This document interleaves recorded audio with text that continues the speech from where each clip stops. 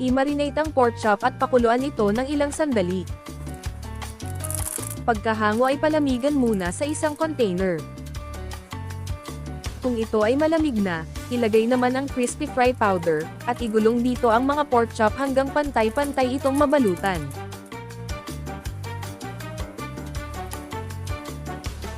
Isantabi sandali.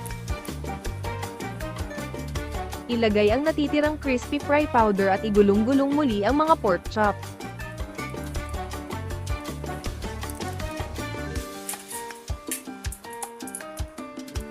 Siguraduhing pantay-pantay ang pagkakabalot ng mga ito. Magpainit ng mantika sa kawali sa katamtamang apoy. Ilagay na ang mga pork chop kung ito ay mainit na. Siguraduhing nakalubog sa mantika ang mga ito. Hanguin kung ito ay golden brown na ang kulay.